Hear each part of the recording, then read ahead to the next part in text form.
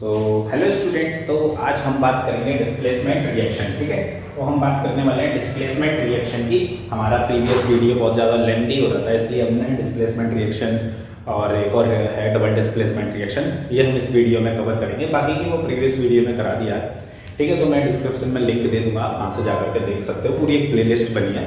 ठीक है, तो ये देखेंगे कि डिस्प्लेसमेंट रिएक्शन क्या होता है। तो इन विच a more reactive element displaces a less reactive element in a compound is known as displacement reaction। मतलब क्या है ऐसी रिएक्शन, ये एग्जैक्ट डेफिनेशन लिखना आपको अगर एग्जाम में आता है, और इसके इतने सारे एग्जाम्पल बता दिए मैंने। ठीक है, तो अपने को क्या करना है, 2-3 ही एग्जाम्पल वैसे एग्जाम में लिखना है, और you need to write with also theory, थोड़ा सा थ्योरी के साथ लिखेंगे, मैं भी एक्सप्लेन करूंगा। ठीक है, बाकी का एग्जाम्पल लिख देंगे। ठीक, तो डिस्प्लेसमेंट रिएक्शन का मतलब ये है कि जब मोर रिएक्टिव एलिमेंट कोई एक ऐसे कंपाउंड के साथ रिएक्ट कर रहा है जिसमें अगर लेस रिएक्टिव एलिमेंट है, ठीक है, तो उसको वो हटा देगा, डिस्प्लेस कर देगा, और वो खुद आ जाएगा उसकी जगह। मतलब क्या है, जैसे भाई एग्जाम्पल बहुत इजी है कि एक एरिया है, ठीक है, ये एरिया है, यहाँ पर इस एरिया में एक ऑलरेडी एक विलन मतलब गुंडा रह रहा है। ठीक है, इधर एक गुंडा है ऑलरेडी, जिस दादा भैया है, बहुत ज्यादा उसकी चलती है इस एरिया में। लेकिन अगर कोई एक ऐसे दादा भैया आ गए इस एरिया में, कोई दूसरे आ गए जो इससे ज्यादा हाई पावर है, इससे ज्यादा हाईएस्ट पावर है, तो अब ये जब इस एरिया में आएगा तो अब इस एरिया में इसकी चलेगी ना, तो ये इसकी ही चलने वाली। तो सेम वही कहानी है। तो जैसे कि एग्जांपल देखेंगे, तो इसमें क्या है, जैसे कि कॉपर सल्फेट है ना, copper sulphate react with zinc, so make a zinc sulphate and copper अलग हो जाएगा। मतलब क्या है, जे जिंक क्या है, हाईली रिएक्टिव है कॉपर से। अब आपको इतना दिमाग नहीं लगाना है। ठीक है, अब मैं लेस रिएक्टिव और मोर रिएक्टिव टेबल बना दूंगा, तो आप उसमें से देख लेना, कभी नेक्स्ट वीडियो में बना देंगे। अभी तो फिलहाल ये देखना है कि जब कॉपर सल्फेट Zn के साथ रिएक्ट करेगा, ठीक है, तो क्या करेगा, ये Zn क्या करेगा, Cu को हटा देगा कि भाई तू निकल जा से, और Zn आ जाएगा इसकी जगह पर। ठीक है, Cu अकेला हो जाएगा, चलो जब हट गया तो ठीक। वेन ऐसी कॉपर सल्फेट जब मैग्नीशियम के साथ रिएक्ट करेगा, तो ये कॉपर क्या, मैग्नीशियम क्या करेगा, कॉपर को हटा देगा। भाई ये इसके साथ रिएक्ट कर लेगा, मैग्नीशियम सल्फेट बन जाएगा और कॉपर बन जाएगा। ये बहुत इजी है, और ये सारी की सारी रिएक्शन आप एक बार लिख करके और इसको वो भी कर लेंगे, केमिकल बैलेंसिंग कर करके देख लेना। मतलब जैसे मैंने यहाँ 2 लिखा है तो 2 इरेज कर देना, ठीक है, यहाँ से 2 हटा देना, बैलेंस करना, खुद सेल्फ करना। ठीक है, तो बैलेंस करके देखेंगे, बैलेंस कर लेना, ईजी होता है, मैंने बता दिया। अगर और भी कोई प्रॉब्लम आती तो आप मेरे को कमेंट में डाल देना, तो मैं और बता दूंगा। चलो खैर, ये देखते हैं। तो अगर कॉपर सल्फेट आयरन के साथ रिएक्ट करेगा, तो देखो क्या करेगा, आयरन क्या करेगा, इसको हटा देगा। ठीक है, Cu बेचारा अकेला हुआ और आयरन सल्फेट बन गया। सेम Pb को बोलते हैं लीड जब कॉपर सल्फेट के साथ रिएक्ट करेगा, तो ये क्या करेगा, इसको हटा देगा, तो क्या बन गया, PbSO4 एंड कॉपर अलग हो गया। इससे हमें पता चल रहा है कि कॉपर जो है बहुत लेस रिएक्टिव है Zn से, मैग्नीशियम से, आयरन से, Pb से, यानी लीड से।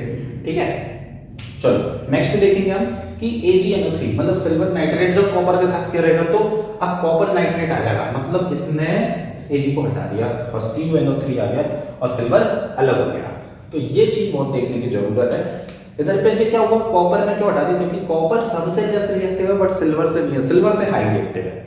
समझो, यहाँ पर कॉपर हट गया, Zn ने हटाया, इधर मैग्नीशियम ने भी हटा दिया, इधर आयरन ने भी लाद दी इसमें कॉपर में, लीड ने भी लाद दी, बट इधर कॉपर ने सिल्वर को हटा दिया। इसका मतलब क्या, सिल्वर कॉपर से भी लेस रिएक्टिव है। ठीक है, तो ये चीज याद रखना।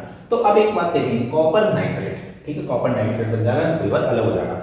अब आप लोग ये देखेंगे कि कॉपर Cu लगा तो CuNO3 बनना चाहिए, ये NO3 का होल्ड वाइज इसमें क्यों लग गया, है ना। तो इसका बहुत अच्छा रीजन है।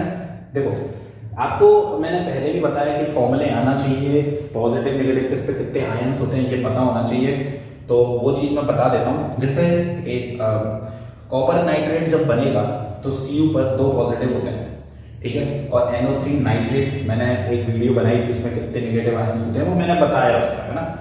तो कॉपर पे 2 पॉजिटिव होते हैं, इसमें एक नेगेटिव होता है, ये 2 कहाँ जाएगा इधर, और ये 1 कहाँ जाएगा इसके पास, 1 लिखा नहीं जाता, तो Cu और NO3 को डबल लिखना है ना, NO3 को 2 लिखना है, कॉपर नाइट्रेट ऐसे बनेगा।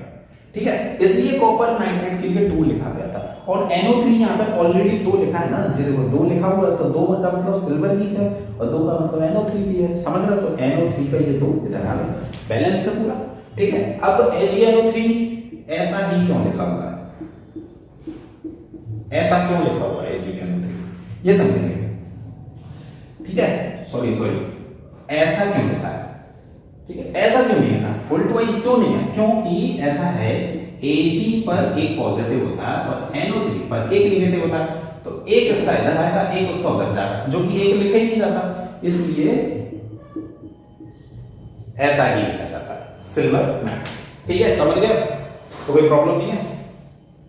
आगे बढ़ेंगे, आयरन हाइड्रोजन क्लोराइड के साथ रिएक्ट करेगा तो क्या बनेगा, आयरन क्लोराइड बन जाएगा, ठीक है, और हाइड्रोजन अलग हो जाएगा। सेम मैग्नीशियम हाइड्रोजन क्लोराइड के साथ करेगा तो सेम क्या है, MgCl के साथ रिएक्ट कर लेगा, हाइड्रोजन हटा देगा तो हाइड्रोजन गैस रिलीज हो जाएगी, ठीक है।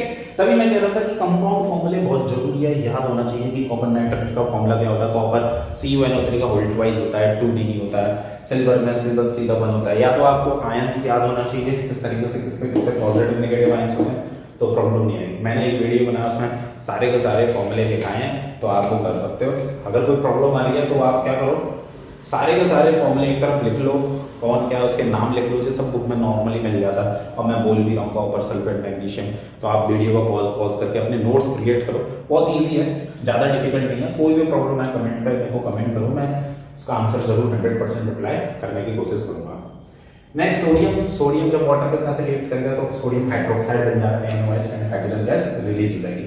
अब ये कैसे हुआ तो ये देखेंगे, इसमें कितने, देखो मैं बहुत इजी तरीके से बात करेंगे, Na ये HN 2 एक तरह से 4 H है, समझ रहे हो, 4 H लिख दे रहा हूं ये लो, और 2 O है, 2 ऑक्सीजन है, ये 2 आगे लगा है मतलब 2 इस पे भी लगा है, 2H2 का मतलब क्या होता है, 2H2 का मतलब क्या होता है, 2 2 जा 4 मतलब 4 H है, तो मैंने ऐसे लिख दिया, तो Na एक O ले लेगा और एक H ले लेगा, तो NaOH बनाएगा, ये NaOH, और जो बचे 3 हाइड्रोजन और एक ऑक्सीजन, सॉरी हाँ ठीक है, NaOH, तो O दोनों ले, क्योंकि 2 आगे लगा दिया मैं बैलेंसिंग करने के लिए, मैं फिर से बता देता हूँ, खिचड़ी हो गई यहाँ पर, H2O 2 लगा हुआ है, इसका मतलब क्या, 4 हाइड्रोजन है और 2 ऑक्सीजन है, तो देखो 2 हमने आगे लगाया है, तो इसका मतलब क्या है, तो 2 Na भी है, सोडियम भी है, 2 ऑक्सीजन भी है, 2 हाइड्रोजन भी है, तो 2 ऑक्सीजन इधर भी था तो 2 ऑक्सीजन इधर भी था,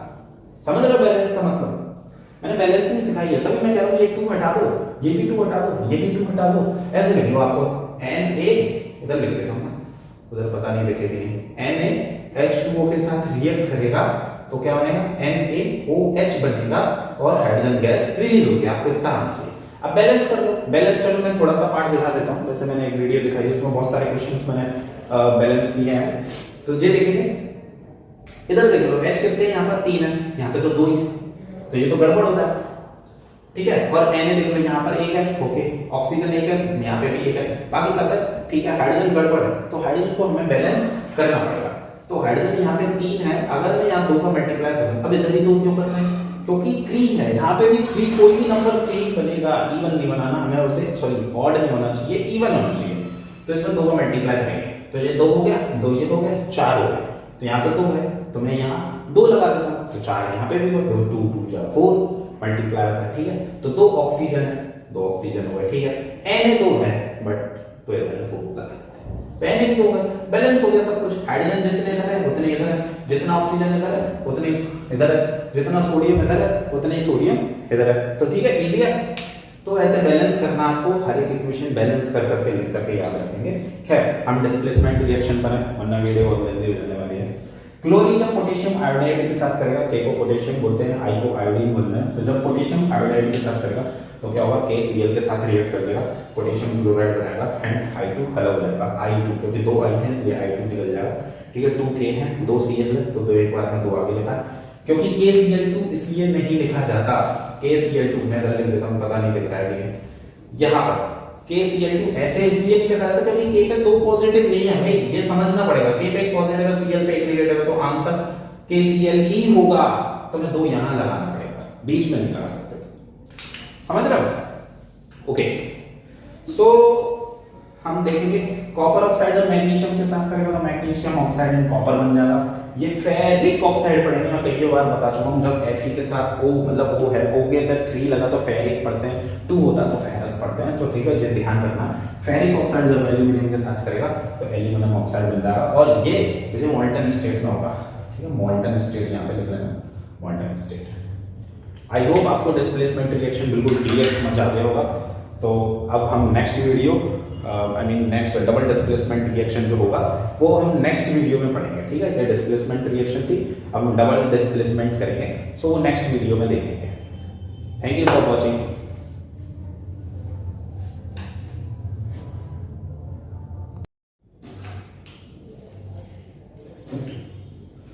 सो हम इस वीडियो में बात करेंगे डबल डिस्प्लेसमेंट रिएक्शन की। ठीक है, तो देखेंगे डबल डिस्प्लेसमेंट रिएक्शन। अपन बाकी की पूरी वीडियो जो भी जितनी भी रिएक्शन पढ़ चुके हैं वो प्रीवियस वीडियो में पढ़ा चुका हूँ मैं। तो जल्दी से बिना टाइम खर्च किए जल्दी से देखेंगे, टाइम एक्सपेंड फालतू में नहीं करना। डबल डिस्प्लेसमेंट रिएक्शन, इसमें क्या होगा डबल डिस्प्लेसमेंट रिएक्शन में? डबल डिस्प्लेसमेंट रिएक्शन में मैं ये बताना चाहता हूँ कि यहाँ पर क्या करेगा, ये वाला कंपाउंड का एक एलिमेंट इस वाले कंपाउंड के एलिमेंट के साथ ऐड हो जाएगा, और एक इसका एलिमेंट जो हटेगा वो इसके साथ ऐड हो जाएगा। अगर आपने डिस्प्लेसमेंट रिएक्शन नहीं देखी तो प्लीज वहां पर डिस्प्लेसमेंट रिएक्शन देखिए। ठीक है, ये एक दूसरे के एलिमेंट को क्या कर देंगे, डिस्प्लेस कर देंगे। जैसे कि एग्जांपल, जैसे जब Cu यहाँ है ना तो Cu Ba को हटाएगा, भैया मैं आपका कॉपर के साथ कॉपर क्लोराइड बनेगा, तो Ba बेचारा Ba हटेगा वो इसके साथ आ जाएगा। जो Cu की खाली जगह हो ही गई है, हो गया मैं इधर आ जाता हूँ, तो बैरियम सल्फेट बन जाएगा। ठीक है, barium chloride copper sulphate react करेंगे तो barium sulphate and copper chloride बन जाएगा। सेम ऐसे जब यहाँ पर क्या होगा, सोडियम हाइड्रोक्साइड है HCl है, तो क्या होगा, Na कहेगा भाई H2 निकल ले यहाँ से, मैं आऊँगा, तो क्या बन जाएगा NaCl, सोडियम क्लोराइड, तो H बेचारा कहाँ जाएगा, इसके साथ आ जाएगा, तो 2H और 1O क्या बनता है, H2O बनता है ना, तो H2O बन जाएगा। बिल्कुल सेम, बहुत इजी है। यहाँ पे बैरियम क्लोराइड पोटेशियम सल्फेट के साथ रिएक्ट करेगा तो BaSO4 के साथ ऐड होगा बैरियम सल्फेट, और KCl के साथ होगा तो कैल्शियम क्लोराइड। ठीक है, यहाँ पर ये दिमाग मत लगाना कि आप लोग K2Cl2 लिख दोगे, ये नहीं लिखा जाता है। क्यों नहीं लिखा जाता? क्योंकि K पर एक पॉजिटिव होता है, Cl पर एक नेगेटिव होता है, तो एक इसका इधर आएगा एक इधर आएगा, तो KCl। अगर जो प्रीवियस वीडियो भी देखी देख लो, मैंने अच्छे से एक्सप्लेन किया है। तो KCl फॉर्मूला होता है, बट है तो दो, तो हम 2 आगे लिख देंगे। ठीक है, तो इसमें कंफ्यूजन नहीं होना है। चलो, सिल्वर नाइट्रेट NaCl के साथ करेगा तो क्या होगा, Na इधर रिएक्ट कर लेगा, NaNO3 यानी कि सोडियम नाइट्रेट, और Ag क्लोरीन के साथ करेगा, यानी कि क्या बन जाएगा, silver chloride. Same barium chloride जब सोडियम सल्फेट के साथ रिएक्ट करेगा तो क्या बन जाएगा, barium sulphate and sodium chloride. ठीक है, ये Na2Cl2 ऐसा मत सोचना, बार बार मैं बोल रहा हूँ, कैसे एक्सप्लेन करेंगे मैं फिर भी बता देता हूँ। Na2Cl2 के साथ रिएक्ट कर रहा है तो हम Na2Cl2 नहीं लिखेंगे, क्योंकि Na पर एक ही पॉजिटिव है, Cl पर एक ही नेगेटिव है। इसका एक्चुअल कंपाउंड फॉर्मूला, इसका एक इधर आएगा एक इधर आएगा, तो इसका फॉर्मूला ही NaCl है, बट हमें बैलेंस करने के लिए Na2 लिखना है, Cl2 लिखना है, इसलिए 2 आगे हम लिखेंगे। ठीक है, चलो, तो कॉपर सल्फेट जब हाइड्रोजन सल्फाइड के साथ करेगा तो कॉपर क्या करेगा, हाइड्रोजन को हटा देगा, एंड कॉपर सल्फाइड के साथ रिएक्ट करेगा तो हाइड्रोजन हट गया, वो सल्फेट के साथ रिएक्ट करेगा तो हाइड्रोजन सल्फाइड बन जाएगा। ऐसे ही एल्यूमिनियम क्लोराइड जब अमोनियम हाइड्रोक्साइड के साथ रिएक्ट करेंगे तो एल्यूमिनियम हाइड्रोक्साइड बन जाएगा। अब ये सोच रहे होगे आप, एल्यूमिनियम हाइड्रोक्साइड, देखिए यहाँ पर एल्यूमिनियम हाइड्रोक्साइड का होल थ्राइस कैसे हमें पता चलेगा? तो सीधी सी बात है यार, इधर से देख लो, फॉर्मूले से इधर से देखो, ये 3 लिखा हुआ है, तो 3 का मतलब है इस पर 3 पॉजिटिव होंगे, राइट, और Cl इधर पे 1 लिखा हुआ, मैं बोल रहा हूं ना 1, तो क्लोरीन का 1 नेगेटिव होगा।